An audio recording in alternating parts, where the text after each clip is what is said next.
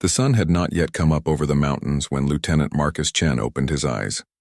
He had been awake for 3 hours already, but this was different. This was the moment when the world changed from black to gray, and that gray made everything harder to see. It was the most dangerous time. Chen lay flat on the rocky ground, his rifle beside him. The cold had seeped through his uniform and into his bones, but he did not move. Next to him, Petty Officer Diego Rodriguez was looking through a special scope that let them see far into the valley below. Behind them, 3 more Navy SEALs waited in silence. They had been in this position since midnight. The mountains of Afghanistan surrounded them on all sides. These were old mountains worn down by wind and time, covered in rocks and dust. There were no trees here, no grass, just endless stone and dirt. The valley below was a path that people had used for thousands of years. Now the Taliban used it to move weapons and fighters. Chen's team was here to watch. That was their job. Watch and report. Do not fight unless there was no other choice. Command wanted to know when the enemy moved through this valley, how many there were and where they were going. Simple orders, but nothing was ever really simple. Rodriguez shifted slightly. Chen knew what that meant. His spotter had seen something. Chen did not ask, he waited. Rodriguez would speak when he was sure. The fog was coming now. Chen could see it rolling up the valley like a slow river. It came every morning at this time, thick and white, filling the low places and hiding everything. In 30 minutes, they would not be able to see anything in the valley. The fog would make them safe from enemy eyes, but it would also make them blind. Movement, Rodriguez whispered. His voice was so quiet that Chen almost did not hear it. Southeast corner. Multiple contacts. Chen moved his own scope to look where Rodriguez indicated. At first he saw nothing but rocks and shadows. Then he saw them. Men moving in a line, spaced out like they had been trained. They wore a mix of traditional Afghan clothing and military gear. They carried rifles. Chen counted them as they appeared from behind a ridge. 5, 8, 12, 15. 15 contacts, Chen whispered into his radio. His voice went to the other team members and to command, far away in a base with air conditioning and hot coffee.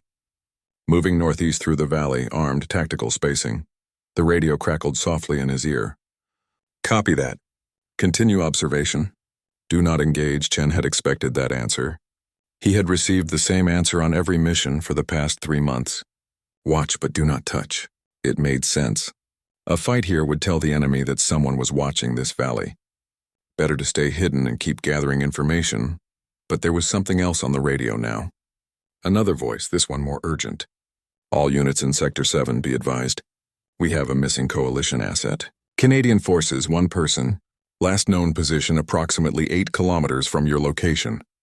Helicopter went down 4 days ago in dust storm. Consider asset as captured or killed. Chen felt his stomach tighten. A missing soldier. 4 days in these mountains with no food, no water, no help. And if the Taliban had found this person, it would be very bad. The Taliban did not treat prisoners well, especially foreign soldiers. Especially women if the missing soldier was a woman. Rodriguez was still watching the 15 fighters below. They stopped, he said. Setting up in those ruins. Looks like they're waiting for something. Chen looked again. Rodriguez was right. The enemy fighters had taken positions in and around an old building that had mostly fallen down. It was a good place for an ambush. The road through the valley passed right by those ruins. Anyone coming down that road would be an easy target. They're staging an ambush, Chen said into the radio. Recommend we get eyes in the sky. Whatever they're waiting for, it must be important. Negative, the radio replied. No air assets available. Continue observation, that was also typical. There were never enough helicopters, never enough drones, too much country, too few resources. Chen and his team were alone. The fog was thicker now. It had reached the ruins where the Taliban fighters waited. Soon it would cover everything. Chen could see the fighters becoming gray shapes, then shadows, then nothing. We're losing visual, Rodriguez said. Chen nodded. In a few minutes, they would be completely blind. They would have to wait for the fog to burn off, which would take 2 or 3 hours. By then, the enemy fighters might be gone, or they might still be there. There was no way to know. Then Rodriguez went completely still. It was different from his normal stillness. This was the frozen stillness of someone who had seen something impossible. Boss, Rodriguez whispered. I've got another contact. Single person. West side of the valley. One of theirs? Chen asked. I don't think so. Rodriguez's voice was tight. Moving wrong. Different pattern. And boss, I think it's the missing asset. Chen quickly moved his scope to where Rodriguez was looking. The fog was thick, but there were spaces between the rolling clouds. In one of these spaces, he saw a figure moving across the rocks. Even through the fog and distance, Chen could tell this person moved differently from the Taliban fighters. This was someone with different training, different purpose. The figure was small, possibly a woman. She wore desert camouflage that was different from American patterns. Canadian, maybe. She carried a long rifle on her back. A sniper rifle. Can you confirm identity? Chen asked. Negative. Too much fog. But whoever it is, they're good. Really good. Moving through terrain like they know every rock. Chen made a decision. Rodriguez, keep eyes on our 15 contacts. Miller, you watch this new person. I need to know where they're going. Petty Officer Sarah Miller, the team's third scout, moved into position with her own scope. Got her, Miller said after a moment. Definitely female. Definitely not Taliban. She's moving toward high ground on the west side. If she gets there, she'll have a perfect view of those ruins. Chen's mind was racing. If this was the missing Canadian soldier, she had survived 4 days alone in these mountains. She had avoided capture, and now she was positioning herself to do something. But what? There were 15 enemy fighters below. One person, no matter how skilled, could not win that fight. Miller, does she know the Taliban fighters are there? Chen asked. She's moving like she knows exactly where they are. Miller replied. Sir, I think she's been tracking them. That changed everything. This was not a lost soldier trying to survive. This was a hunter. The fog swallowed the woman completely. For several long minutes, no one on Chen's team could see her. The Taliban fighters were also invisible now, hidden in the white clouds that filled the valley. Chen's team waited in silence, watching the fog, waiting for it to clear. Chen thought about the woman out there alone, 4 days in these mountains, cold nights, no food, probably limited water, the Taliban searching for her. And instead of hiding, instead of trying to escape, she had tracked 15 enemy fighters to this valley. Why? What was she planning? The radio crackled again. All units update on missing asset. Captain Sarah Vickers, Canadian Special Operations Regiment. Sniper, attached to advisory team. Last radio contact indicated she was tracking high-value Taliban target before helicopter went down. Consider her armed and dangerous if encountered. Rodriguez let out a low whistle. A Canadian sniper. That explains a lot, Chen nodded. Special operations. That meant she was not just a regular soldier. She was one of the best. And if she had been tracking a high-value target when her helicopter crashed, maybe she had decided to finish her mission anyway. Sir, Miller said suddenly. The fog's starting to clear on the west side. I've got her again. She's in position on that outcrop. Elevation advantage. Clear line of sight to the ruins. She's setting up her rifle. Chen looked through his own scope. The fog was thinning in patches and he could see the rocks where Miller indicated. There was a small ledge there, barely big enough for one person, and on that ledge he could see a shape that might have been just another rock but was not. It was a person, perfectly still, perfectly positioned. Captain Sarah Vickers had found her hunting ground. Now Chen and his team could only watch and wait to see what she would do next. And in the ruins below, 15 Taliban fighters waited for something too. The fog continued to clear and the sun rose higher, and in the mountains of Afghanistan something was about to happen. Chen pulled out his emergency radio. This was a special frequency that all coalition forces monitored. If the woman in the rocks was really Captain Vickers, she might have her radio on listening. He pressed the button and spoke softly. Canadian asset, this is American SEAL team on the ridge northeast of your position. If you can hear this, click your radio twice. He waited. Static filled his ear. Then 2 clear clicks. She was there. She was listening. Captain Vickers, we have eyes on your position and on 15 enemy fighters in the ruins below. We can provide support if needed. What is your situation? The static continued for a long moment.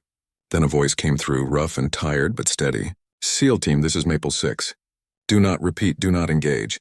These fighters are waiting for a high-value target. I have been tracking them for 3 days. The target will arrive within the hour. I need to complete my mission. Rodriguez looked at Chen with surprise. Chen understood. This woman had been alone in the mountains for 4 days.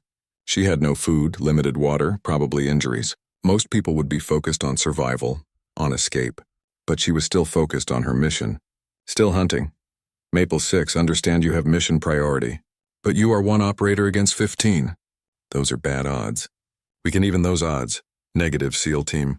If you engage, the target will know we are here. He will not come. I need him to feel safe. I need him to come to this valley. Chen thought about this.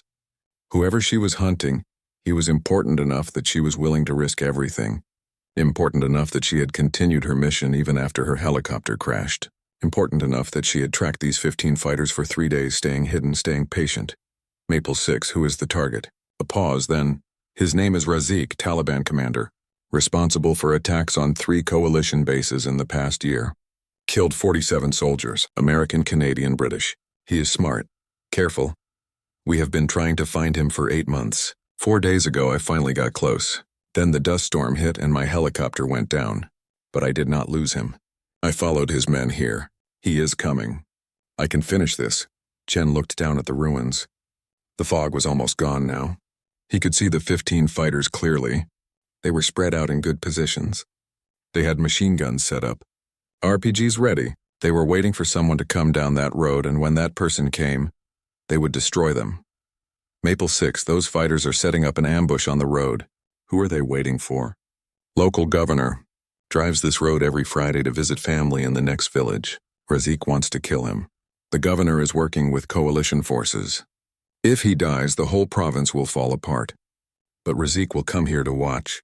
He always watches his ambushes. He will be on the north ridge with a small guard unit.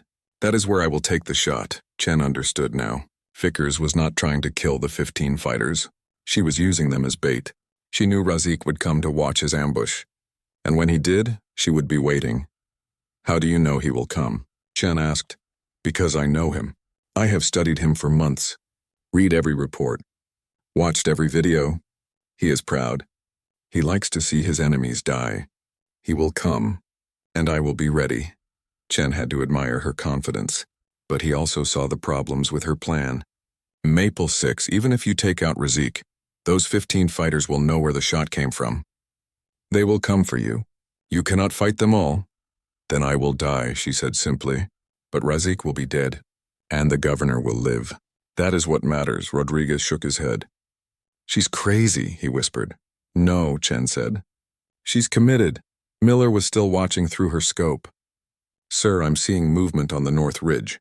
Looks like 4 or 5 more people. Different from the others. Better weapons. Better gear, Chen looked. Miller was right. On the ridge opposite from where Vickers was hiding, new figures had appeared. They were not taking ambush positions. They were watching, waiting. Maple 6 confirmed 5 contacts on North Ridge. Is that your target? Affirmative. That is Razik and his personal guard. 4 guards, 1 principal. Razik is wearing dark blue turban. He always wears dark blue. Chen could see the man she described. Even from this distance, he could tell this person was different from the others. He stood differently. The way his guards positioned themselves around him showed respect and fear. This was a leader. Range to target? Vickers asked. Approximately 1,800 meters from your position, Rodriguez answered. Wind is calm. Temperature rising. You will have clear shot in about 5 minutes when the last of the fog clears. Copy that. Thank you. Chen made a decision. Maple 6, here is what we are going to do. You take your shot. We will provide cover fire on the 15 fighters in the ruins. Keep them pinned down. Give you time to move to our position. Then we all extract together. Negative, SEAL team. Your orders are observe only. Do not compromise your mission for me. My mission is to protect coalition forces, Chen said. You are coalition forces, and I am not watching a fellow soldier die if I can help it. There was a long silence on the radio. Then Vickers spoke and her voice was different, softer. Thank you. But if things go wrong, you get your team out. That is an order, Chen smiled. Ma'am, you are not in my chain of command. I will do what I think is right. Another pause. Then a small laugh, dry and tired. Fair enough, Lieutenant. The sun was higher now. The fog was almost completely gone. In the ruins below, the 15 Taliban fighters were ready. On the north ridge, Razik and his guards watched the road. And on the west rocks, Captain Sarah Vickers lay perfectly still behind her rifle. Chen positioned his team. Rodriguez would watch Vickers and call out information. Miller and Jackson would focus fire on the ruins. Petty Officer Thomas would watch their back trail. Make sure no one surprised them. Chen would coordinate everything and be ready to move if needed. All units, weapons ready, Chen said quietly. Do not fire until Maple 6 takes her shot. Then light them up. Focused fire on the ruins. Keep those fighters pinned. His team acknowledged. They had done this before. They were ready. Chen watched the road. Dust rose in the distance. A vehicle was coming. Actually, 3 vehicles. A small convoy. The governor's security must have been increased. That was good.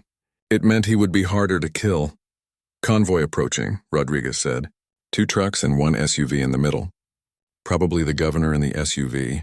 The Taliban fighters in the ruins tensed.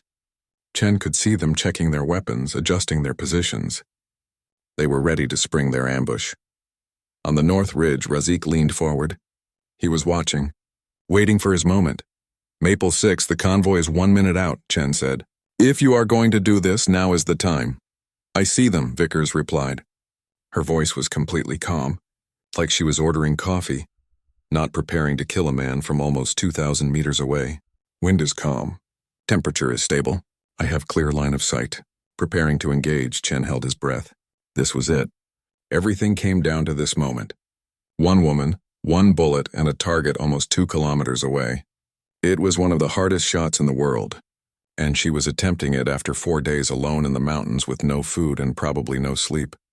The convoy was closer now. Chen could see the fighters in the ruins getting ready. In seconds, they would open fire. The governor would die. Razik would win. Unless Vickers made her shot, Maple 6, Chen said. The world is watching. Then I better not miss, she replied. Chen saw her adjust her position slightly, saw her settle in behind her rifle. She had done this before. Many times. She knew what to do. She was ready. The convoy entered the kill zone. The Taliban fighters raised their weapons. Razik stood up on the ridge, excited, ready to watch his enemy die. And Captain Sarah Vickers pulled the trigger. The sound of the shot rolled across the valley like thunder. One moment Razik was standing on the ridge, watching his ambush unfold. The next moment he was falling, a red mist where his head had been. The shot was perfect. Target down, Rodriguez shouted. She got him. The Taliban fighters in the ruins froze for 1 confused second. They had heard the shot but did not understand what had happened. Their commander was supposed to be safe on the ridge. How could someone have shot him from so far away? Then they realized, and they started looking for the shooter. Engage, Chen ordered. His team opened fire.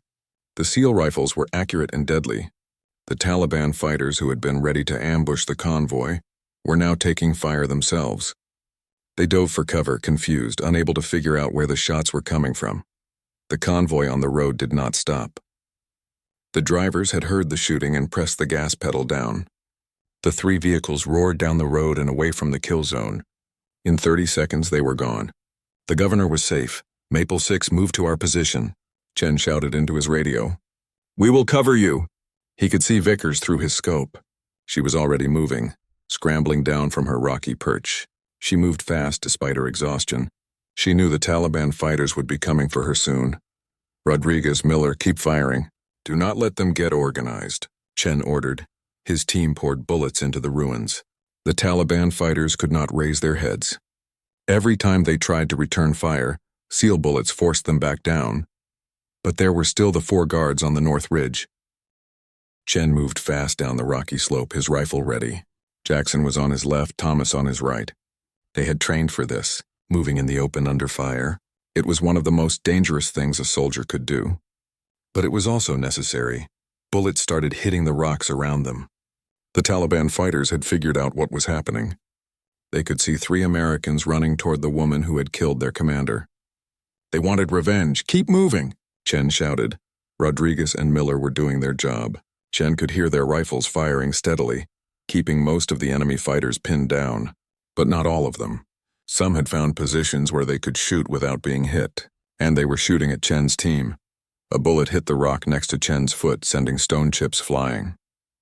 Another one passed so close to his head that he felt the air move, but he did not stop. He could see Vickers ahead, still running toward them. She had her rifle in her hands now, ready to use it if needed. Chen was 50 meters from her when she suddenly dropped to one knee and raised her rifle. For a second, Chen thought she was hit. Then he heard her rifle crack once, twice. Behind Chen, One of the Taliban fighters on the North Ridge fell. The other dove for cover. Even exhausted, even after days without food or sleep, her shooting was perfect. Chen felt a surge of respect for this woman. She was a true warrior. 20 meters. Jackson shouted. They were close now. Vickers was back on her feet, running toward them. Her face was covered in dust and dried blood. Her uniform was torn. She limped on her left leg. But her eyes were clear and focused. Keep going, Chen shouted to her. We will cover you. Vickers did not waste breath answering. She just ran past them, heading for the SEAL position on the ridge. Chen, Jackson, and Thomas turned around and started firing back at the enemy, covering her escape. More bullets hit the rocks around them. The Taliban fighters were getting braver now. More of them were shooting.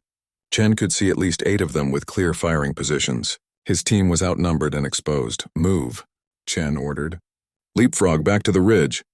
They moved in the classic retreat pattern. Thomas ran while Chen and Jackson fired.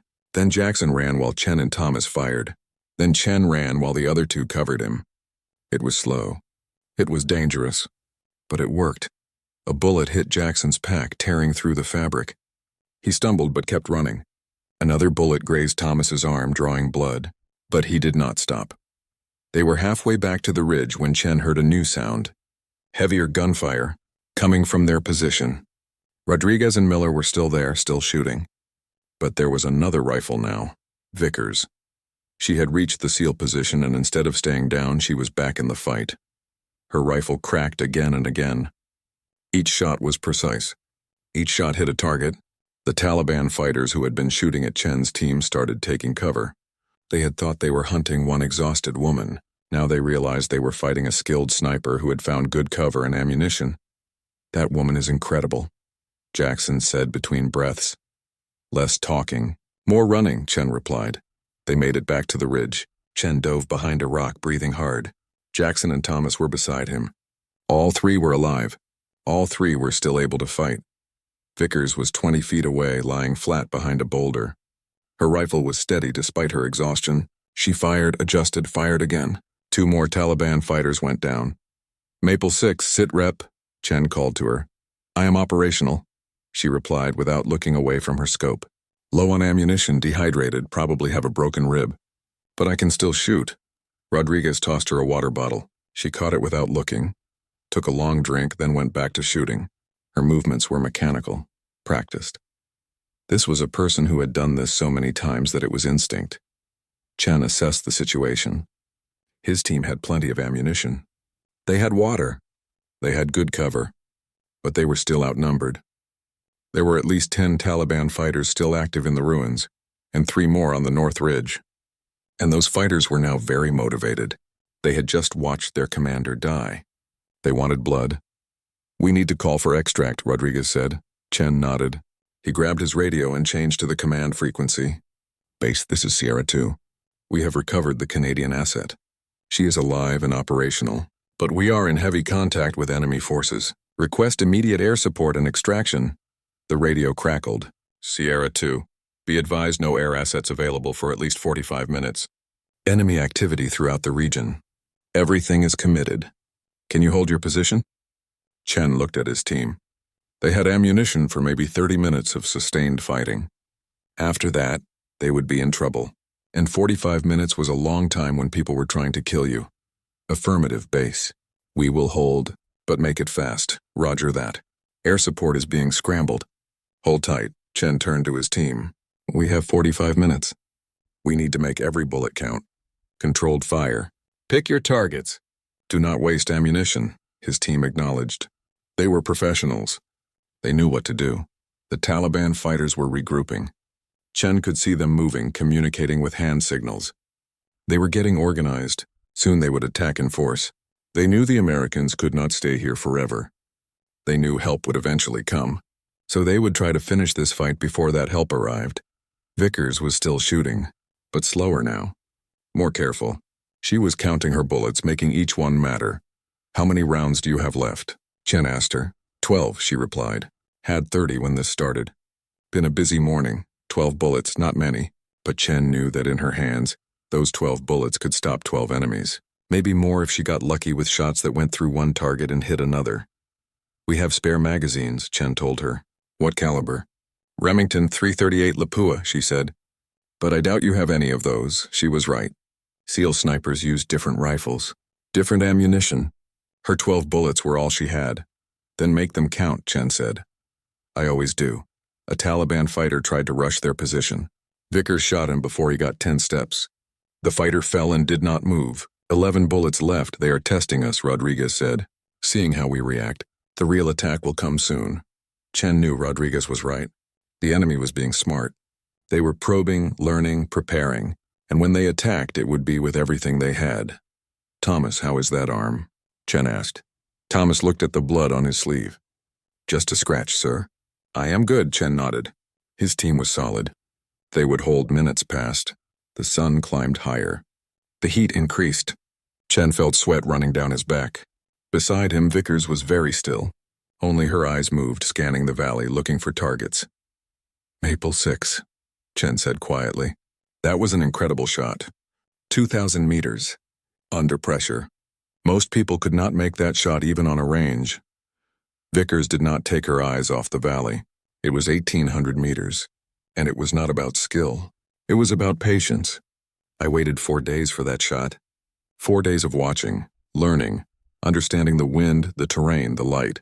By the time I pulled the trigger, I knew that bullet would hit. There was no doubt. 4 days alone in these mountains, Chen said. How did you survive? I did not think about surviving, she replied. I thought about the mission. Razik killed 47 soldiers. Good people.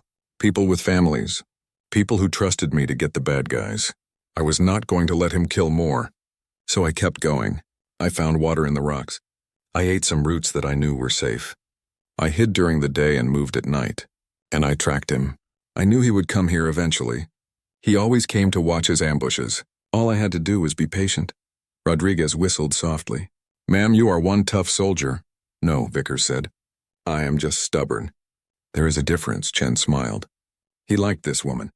She was honest, direct, no ego. Just focus on the mission. The radio crackled. It was command. Sierra 2, update on your situation. Still holding, Chen replied. Enemy has not attacked in force yet. We are ready. Copy that. Air support is 28 minutes out. 2 Apache helicopters. They will clear your area and provide cover for extraction. Chinook will follow 5 minutes behind. Roger that. We will be ready. Chen turned to his team. You heard that. 28 minutes. Then we are out of here. But even as he said it, Chen saw movement in the valley. The Taliban fighters were on the move, all of them at once. They were spreading out, forming a line. They were going to rush the ridge from multiple directions at the same time. Contact, Miller shouted. Multiple fighters advancing on our position. Chen raised his rifle. This was it. The moment the enemy had been preparing for. They were done probing, done testing. Now they were coming with everything they had. All units weapons free. Chen ordered. Fire at will. The ridge erupted with gunfire. The SEALs opened up with everything they had. The Taliban fighters were running now, shouting, firing their weapons. They were brave. Chen had to give them that. They knew they were attacking a fortified position. They knew some of them would die. But they came anyway. Vickers' rifle cracked. A fighter fell. 10 bullets left. She fired again. Another fighter fell. 9 bullets left. She was like a machine. Calm, steady, deadly. The enemy was getting closer. 50 meters. 40 meters. The sun was directly overhead now. The heat was intense. Chen could feel it radiating off the rocks. Sweat soaked his uniform. His mouth was dry despite drinking water. His hands were steady, but he could feel exhaustion starting to creep into his muscles. His team had been awake for over 24 hours. They had been in combat for the last hour, and they still had to hold for 18 more minutes. Vickers sat with her back against a rock. Her rifle was across her lap. Her eyes were closed, but Chen could tell she was not sleeping. She was listening, monitoring, ready to move if needed. Even in rest, she was alert. How long have you been in country? Chen asked her quietly. She opened her eyes. 14 months. This is my second deployment to Afghanistan. And before that, Iraq, Syria for a short time. Some other places I cannot talk about. She took a drink of water. I have been doing this for 8 years. Special operations. Sniper work mostly. Why? Chen asked. Why this kind of work? Vickers looked out at the valley, at the bodies scattered on the slope, at the ruins where the remaining Taliban fighters were hiding. My brother was a soldier. He died in an ambush in Iraq, killed by a sniper. After he died, I decided that if bad people could use these skills to kill good soldiers, then good soldiers should learn these skills to kill bad people. So I trained. I got very good. And I have been hunting bad people ever since. I am sorry about your brother, Chen said. Thank you. It was a long time ago. But I think about him every time I pull the trigger. I think about all the brothers and sisters and sons and daughters who will go home safe because I stopped one more bad guy. That is why I do this, Chen understood. Everyone in special operations had their reasons. Some wanted adventure. Some wanted to test themselves. Some wanted to serve their country. But the best ones, the ones who lasted, they all had something deeper, some personal reason that kept them going when things got hard. Vickers had that reason. Her brother Rodriguez crawled over to them. Sir, the enemy is moving again. Looks like they are repositioning, maybe getting ready for another attack. Chen moved to where he could see the ruins. Rodriguez was right. The Taliban fighters were moving around, but they were not retreating. They were setting up new positions. Better positions. They had learned from their first attack. Now they were preparing for a second one. How many do you count? Chen asked. 7 active fighters. Maybe 8. Hard to tell. 7 or 8 against 6. Better odds than before, but still dangerous. Especially if the Taliban fighters were smarter this time. They are running out of time, Vickers said. She had moved up next to Chen, her rifle ready. They know your helicopters are coming. They know if they do not finish us soon, we will escape. So they will attack again, probably in the next few minutes. One final push. Can we hold? Rodriguez asked. Chen checked his ammunition. 2 full magazines left, maybe 60 rounds. He looked at his team. They all had similar amounts. Enough for a few more minutes of fighting, but not much more. We can hold, Chen said. He had to believe that. They had come this far. They had saved Vickers. They had completed the mission. They just needed to survive a little longer. Miller called out from her position. Movement on the north ridge. The 3 guards from earlier. They are setting up that machine gun again. Chen cursed silently. He had forgotten about those 3. They had been quiet after Vickers shot one of them. But now they were back. And a machine gun on that ridge would be very dangerous. It would give them a clear field of fire across the entire SEAL position. Can you take them out? Chen asked Vickers. She looked through her scope. It is a hard shot. 700 meters uphill, and they are in good cover. I have 5 bullets. I would need at least 3 shots to get all of them. Maybe 4 if I miss. That leaves me with only 1 or 2 bullets for the fighters in the ruins. If you do not take them out, that machine gun will tear us apart, Chen said. Vickers nodded slowly. I know, give me a minute. Let me see if I can find an angle. She moved to a different position, looking for a better line of sight. Chen watched her work. She was completely focused. Every movement was deliberate. She checked the wind, checked the distance, adjusted her scope. This was her craft, her art. I have a shot on one of them, she said finally. The one setting up the machine gun. If I take him out, maybe the others will retreat. And if they do not retreat? Rodriguez asked. Then I use more bullets, Vickers said simply. Chen made the decision.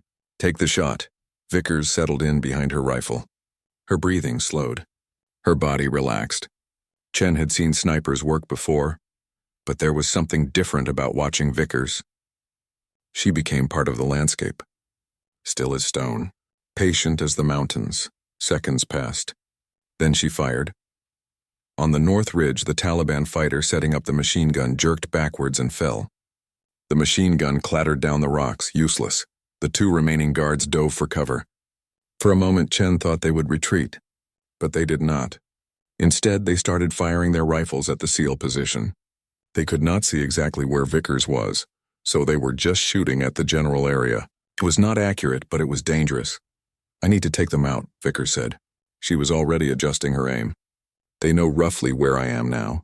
They will get lucky eventually. She fired again. One of the guards stopped shooting. 3 bullets left. The last guard was smart. He stayed behind his rock, only shooting when he could do it quickly and then getting back to cover. He was not giving Vickers a clear shot. He is pinned but not out, Vickers said. I can wait for a better shot, or I can waste bullets trying to get him through that rock. Wait, Chen said. We might need those bullets. As if to prove his point, the Taliban fighters in the ruins opened fire. All of them at once. They were not rushing the ridge yet. They were just shooting, trying to keep the SEAL team's heads down, trying to suppress them before the real attack came. Chen's team returned fire, but they were careful. Controlled bursts, making every bullet count. "They are coming soon," Thomas said. "This is preparation fire." Chen knew Thomas was right. The Taliban was getting ready, working up their courage. In the next minute or two they would charge, and the SEAL team would have to stop them with limited ammunition. The radio crackled. "Sierra 2, this is Reaper 1. We are 10 minutes out. Can you mark your position with smoke?" Chen smiled. The helicopters were close. "Reaper 1, affirmative. We'll mark position. Be advised we are in active contact with enemy forces. Approximately 8 hostiles in ruins to our south. 1 hostile on North Ridge." "Copy that, Sierra 2. We see the ruins. We will engage enemy positions before landing. Get your people ready for immediate extraction." "Roger, Reaper 1. We are ready." Chen turned to his team. "Choppers are 10 minutes out. We just need to hold a little longer." Jackson pulled out a smoke grenade. "I will mark our position when they get close." But the Taliban fighters had heard the helicopters too. Or maybe they had just decided it was now or never, because suddenly they were up and running, all 8 of them. Charging up the slope, firing their weapons, screaming, "Contact!" Miller shouted.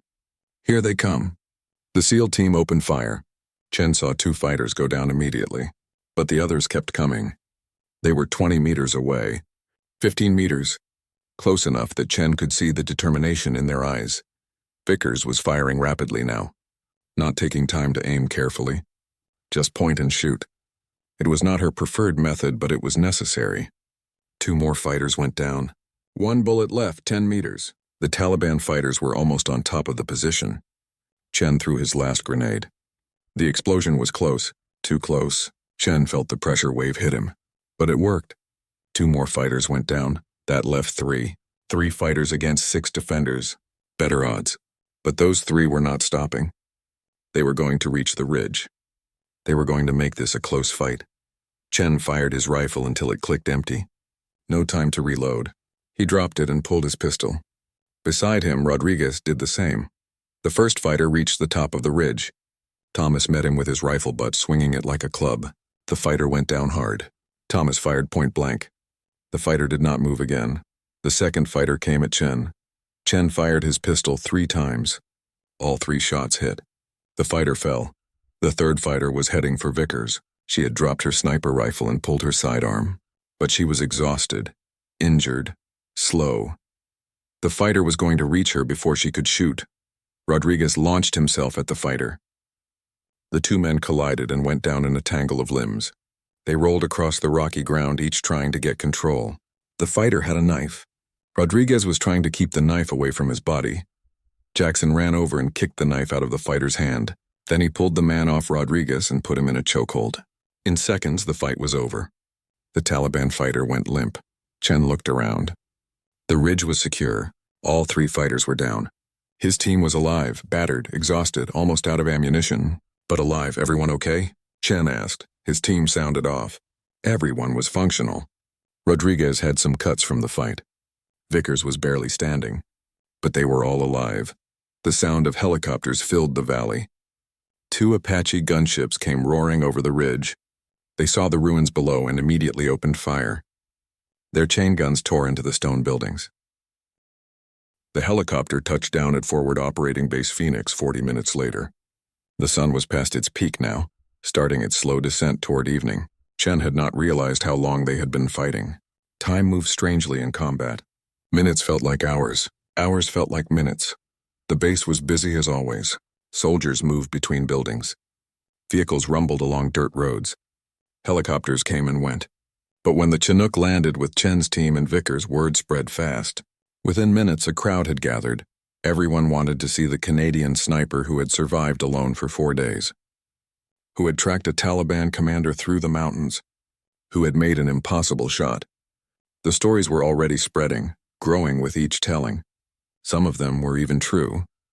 The base commander was waiting when they got off the helicopter. Colonel Sarah Martinez was a serious woman who did not smile much. But she was smiling now.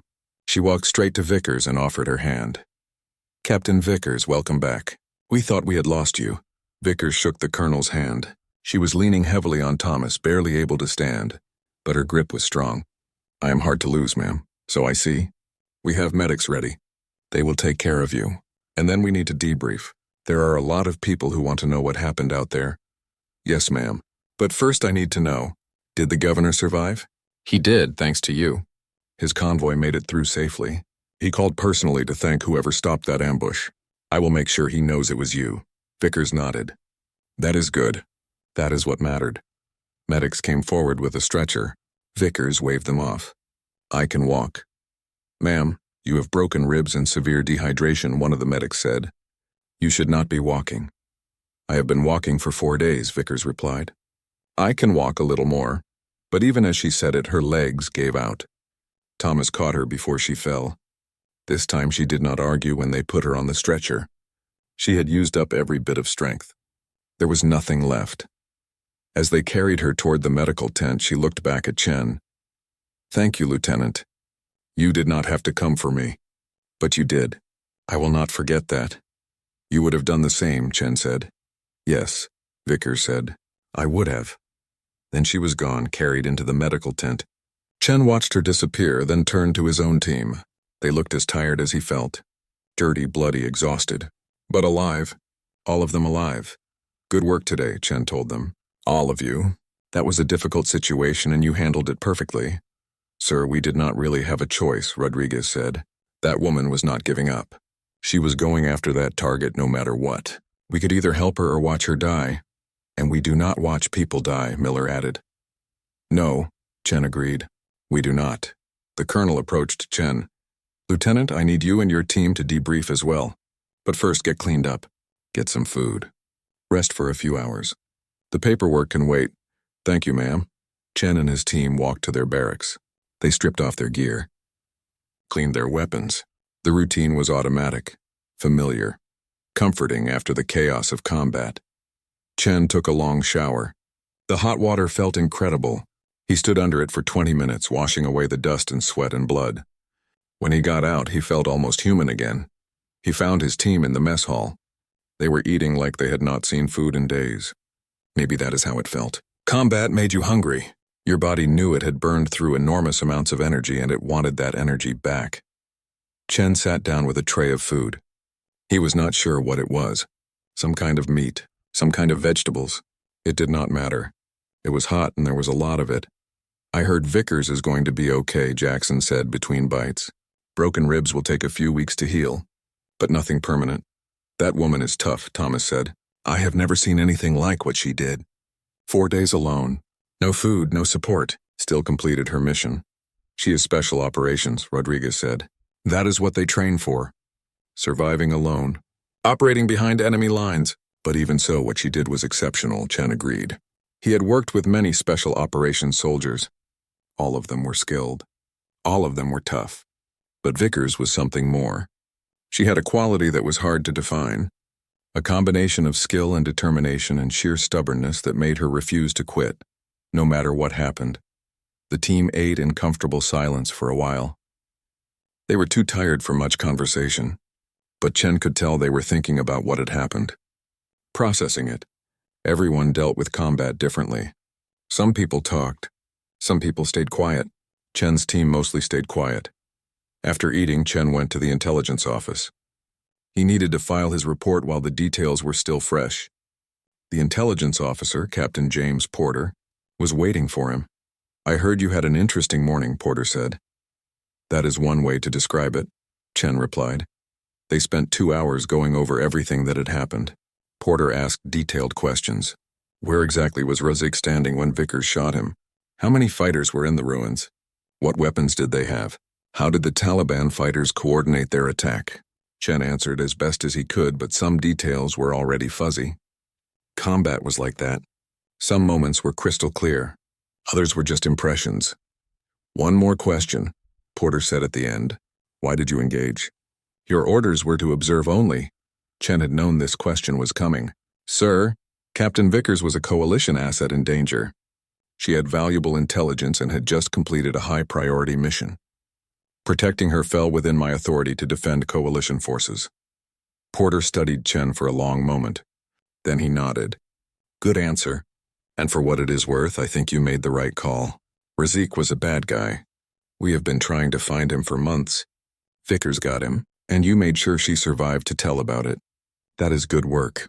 Thank you, sir. Now go get some rest. You look like you need it. Chen did need it.